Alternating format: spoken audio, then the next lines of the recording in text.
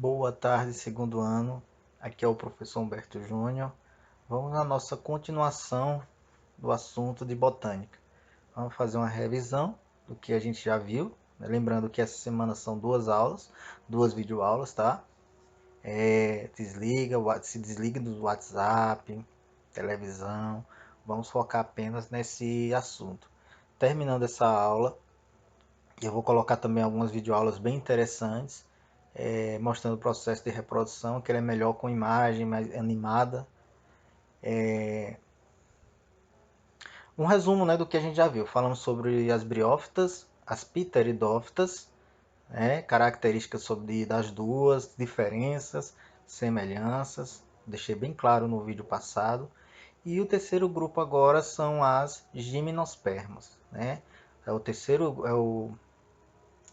grupo de vegetais. Ela está no grupo também dos vegetais superiores, né? A gente vai ver o que é que ela tem de referente à evolução das pteridófitas.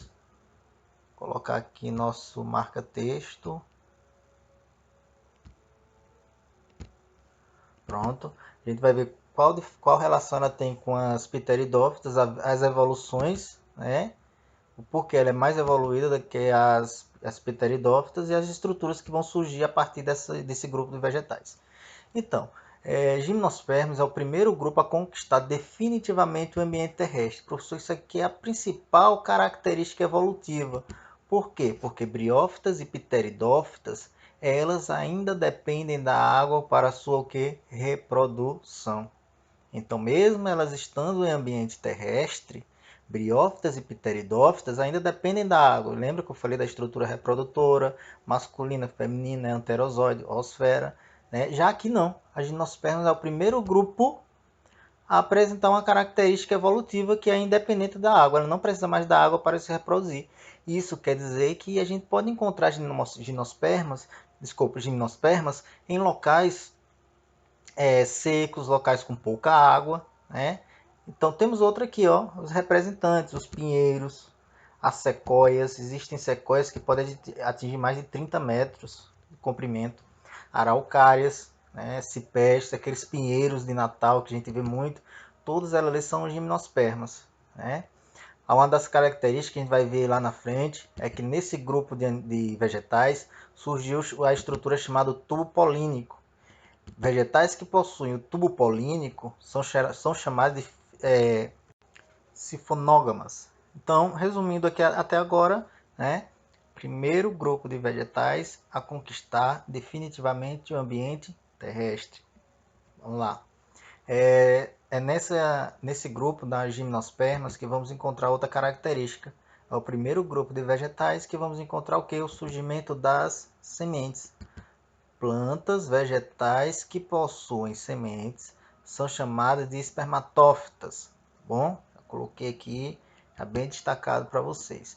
Então, surgiu no grupo das gimnospermas, diferente das briófitas e das pteridófitas, que não possuem sementes, não possuem flores, né? A semente a gente já vai ver a gente já vai perceber uma característica evolutiva. E qual a vantagem, professor, dessas plantas elas possuírem sementes? Ou seja, aumento de dispersão, ou seja, as sementes podem ser levadas para locais bem distantes e germinarem, crescerem, né? Elas colonizar também habitats variados, ou seja, por isso que a gente hoje, gimnospermas, a gente tem em todos os locais do planeta, né? Desde lá nos Estados Unidos até na América do Sul, na África, na Europa, então temos gimnospermas em todos os locais, né? A semente também ela serve como uma proteção do embrião, porque toda semente ela tem um embrião de uma planta dentro dela, né? Vou voltar aqui. Muitas dessas sementes alguém já ouviu, o pessoal já ouviram falar, alguns já até viram, né? Essas sementes são chamadas de pinhas. Ela é muito vendida muitas vezes no sul do Brasil, serve como fonte de alimento, tanto para nós, como também alguns animais também utilizam. Essa aqui é uma estrutura, lá na frente eu vou falar sobre ela. E assim como as briófitas e as pteridófitas, as gimnospermas também têm sua fase reprodutora, né, que produz gametas, só que um pouquinho diferente das briófitas e pteridófitas. Então vamos lá. Né? Nas gimnospermas vamos encontrar a fase gametófita, que é a fase que vai, a estrutura que vai produzir os gametas. Lembrando que os gametas podem ser masculinos, como também os gametas o que? Femininos. Nas gimnospermas, o gameta masculino é o próprio grão de pólen, tá bom? Então a gente já vê aqui uma estrutura que já vai aparecer também nas gimnospermas, coisa que não existia nos outros grupos, né? Então temos o gametófito masculino, que é conhecido como grão de pólen, e temos o gametófito feminino, que é o saco embrionário, ou também conhecido como megaprótalo, tá bom? Ó, mesma coisa aqui. Então lembre-se, fase gametófita, o gametófito masculino, que é o próprio grão de pólen, o gametófito feminino, que é o saco embrionário, que é conhecido como que? Megaprótalo, tá bom? O esporófito de uma gimnosperma, ele vai produzir o micrósporo, e o micrósporo vai dar origem ao gametófito masculino, que a gente viu aqui em cima, que é o chamado aqui o grão de pólen. O esporófito ele vai produzir também o megásporo, que é uma estrutura que vai originar o que? O gametófito feminino, conhecido também como saco embrionário. Então, olha a diferença de um para o outro, tá bom? Temos aqui outra estrutura, né, que a gente pode dizer que é uma evolução referente aos outros grupos de vegetais, que é a polinização. Polinização nada mais é do que o encontro realizado do gameta masculino com o feminino. O método de polinização das gimnospermas, né, é chamado de anemofilia. Professor, o que é isso? É a polinização realizada pelo vento, ou seja, a reprodução das gimnospermas é realizada pelo ar, ou seja, o grão de pólen é liberado pelo vento para que ele encontre o que? O gameta feminino, para que ocorra a reprodução. Então, a reprodução das gimnospermas é realizada pelo vento. Esse tipo de reprodução é chamado de anemofilia, tá bom? O grão de pólen, geralmente ele é alado, ou seja, tem estruturas que facilitam que ele possa ser levado pelo vento em direção à estrutura feminina. Então, alado significa que ele tem uma capacidade, uma facilidade muito grande de ser transportado pelo vento. Voltando aqui, né? Vamos falar um pouquinho primeiro, sobre um gametófito, o masculino, e depois o gametófito feminino, e depois como ocorre a reprodução de um e do outro. Vamos lá. Então, a planta, né, tem a estrutura feminina e masculina. Vamos falar um pouquinho sobre essa estrutura masculina que vai produzir o grão de pólen. Uma gimnosperma ela vai possuir folhas modificadas. Essas folhas modificadas, elas têm a capacidade, né? Elas vão formar tipo uma pinha, ou ainda conhecida como estróbilo, ou chamada de microstróbilo. Né? São folhas modificadas que vão produzir umas estruturas, que são essas aqui, ó, chamadas de microesporófito. Então, o microesporófito nada mais é do que folhas modificadas com a função de produzir isso aqui, ó, um microesporângio. O microesporângio, por sua vez, são estruturas que vão produzir o microesporócito, que são estruturas que vai dar origem ao grão de pólen. Né? O grão de pólen é alado, né? Como se fosse uma asa, como falei no slide anterior, que serve para ele ser transportado pelo vento com mais facilidade. Né? Então, essa célula aqui ela vai sofrer meiose, né? E ela vai dar origem a várias outras células aqui nesse grão de pólen. Tem a célula do tubo, a célula generativa, né? Uma dessas células aqui vai formar esse tubo aqui, ó. Esse tubo é chamado de tubo polínico. É ele que vai levar as células do pólen para fecundar a parte feminina da planta. Então, resumindo aqui, temos aqui uma gimnosperma com folhas modificadas, né? Algumas folhas são modificadas em forma de pinha. Essas folhas modificadas, ela recebe o nome de microesporófilo. No microesporófito, vamos encontrar o microesporângio, que são estruturas que vão produzir o que? O microesporócito, que são células que vão realizar meiose, e essas células vão dar origem a estruturas que formarão o que? O grão de pólen. É um pouquinho complicado no início, mas conforme você vai entendendo cada parte, vocês vão assimilar melhor uma imagem com a outra. E também eu vou colocar um vídeo no Google Sala de Aula, bem animado, em formato de desenho animado, mostrando esse tipo de reprodução, tá bom? Então, já no feminino, vamos encontrar o que?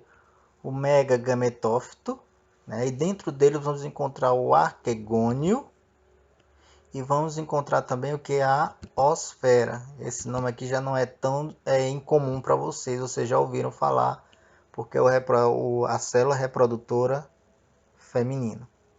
Então, o arquegônio vai produzir essas células, né? E aqui ela vai está relacionada com a reprodução da planta. Então, aqui temos a imagem simplificada, temos duas gimnospermas, né? Uma masculina e outra feminina. Temos aqui as folhas modificadas, por exemplo, o cone, né? Por isso é aquela estrutura chamada de pinha. Ela vai liberar o que? O pólen no ar. O pólen, na hora que ele encontrar essa estrutura feminina, o que é que vai acontecer? Vai ocorrer a fecundação, porque no pólen nós vamos encontrar o que? O órgão reprodutor masculino, né? as células masculinas responsáveis pela fecundação. Na hora que ele encontra, forma-se o chamado tubo polínico, ocorre a polinização, que é a reprodução das plantas, e isso ocorre a formação logo após ocorre a formação da semente com o embrião. Se ele encontrar condições favoráveis, umidade, sol, ele vai germinar e se transformar em uma nova planta, completando o que? Todo o ciclo. Aqui é a forma simplificada, vamos um pouquinho na imagem mais complexa. Então, aqui temos o estróbilo masculino e temos o estróbilo que? Feminino. O estróbilo masculino vai conter o que? O microesporófilo e o microesporângio, que vai produzir o que? Células, os micrósporos, células que vão dar origem ao grão de pólen. O grão de pólen vai possuir células reprodutoras, né, com a capacidade de fecundar o gameta feminino. Professor, como é que elas são transportadas a partir do vento? Porque o principal meio de reprodução das gimnospermas é o que? O vento. Então, quando o vento levar esses grãos de pólen e ele encontrar o estróbilo feminino, essas células aqui do pólen, ela vai dar origem a um tubo que vai encaminhar a célula masculina em direção à célula feminina. Esse tubo aqui é chamado de tubo polínico. Então, o tubo polínico vai encaminhar essas células aqui, as células espermáticas de um local, de dentro do grão de pólen, para o interior da estrutura feminina. Ocorre a fecundação da osfera, e com a fecundação vai ocorrer o que? A formação de embrião dentro da planta. Ela vai ser revestida por uma substância nutritiva, que é o endosperma, que vai dar origem ao que? A semente da gimnosperma. Quando ela encontrar um local favorável, umidade, temperatura, ela vai germinar e formar uma nova planta, completando o que? O ciclo, tá bom? No próximo slide eu coloquei aqui, mostrei para vocês, o estróbilo feminino, é a pinha. Ele é muito utilizado que em Natal, né? O pessoal coloca como árvore de Natal, principalmente às vezes até só essa estrutura aqui como decoração, como enfeite. Então ele é muito utilizado. Então essa parte aqui é a parte reprodutora da gimnosperma. A gimnosperma tem uma importância muito grande. Primeiro que ela produz o pinhão, que é uma semente que serve de alimento. Ela é utilizada na indústria de madeireira, a maioria das árvores são de excelente qualidade, por isso que muitas gimnospermas hoje estão em extinção, muitas já foram extintas pelo desmatamento, porque sua madeira é muito utilizada, é muito procurada. É utilizada na fabricação da celulose, matéria-prima do papel, na alimentação, como eu falei para você, um exemplo, o pinheiro do Paraná. Muitas gimnospermas, elas são usadas como ornamentação, principalmente na época do Natal, né? As próprias árvores de Natal, os pinheiros, pinheiro do Paraná, todos eles são gimnosperma. Muitas gimnospermas produzem substâncias que são utilizadas, né, na medicina fitoterápica, né, terápica. Temos uma planta chamada de ginkgo biloba, muito utilizada no Japão, né? Ela tem um efeito antioxidante e também de calmante. É uma planta que ela tem muita quantidade no Japão, né? Ela lá é um símbolo de esperança, né, para o pessoal do Japão, porque ela, na época da Segunda Guerra, quando explodiram as bombas atômicas em Hiroshima e Nagasaki, poucas plantas sobreviveram. E uma dessas poucas plantas foi a ginkgo biloba. Então, até hoje ela é utilizada, ela é referência, ela é utilizada, foi comprovado como medicamento, calmante, antioxidante, também pelos japoneses é um símbolo, essa planta é um símbolo de esperança, superação, paz, e ela nada mais é do que uma gimnosperma. Temos outras aqui, ó, araucária, os pinos. Aqui eu coloquei mais outra imagem do estróbilo, né? Temos as chamadas sequoias, sequoias gigantes, muito comum lá no Canadá, nos Estados Unidos. Aqui no Brasil temos as chamadas cicas, que são pequenas. As sequoias elas podem atingir alturas muito grandes, né? São plantas muito altas. As maiores plantas do mundo são as gimnospermas, tá? Temos outra sequoia, olha só o tamanho dessa sequoia em relação ao carro. Temos a semente aqui, coloquei algumas imagens, né?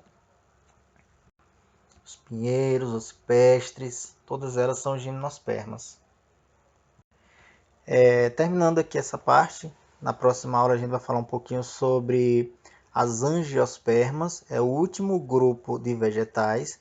Vamos saber por que eles são mais evoluídos do que as gimnospermas, quais as características. Lembrando também que eu vou postar um vídeo referente mostrando esse processo de reprodução que é bem interessante também. Tá? Espero que vocês tenham gostado da aula e até a próxima.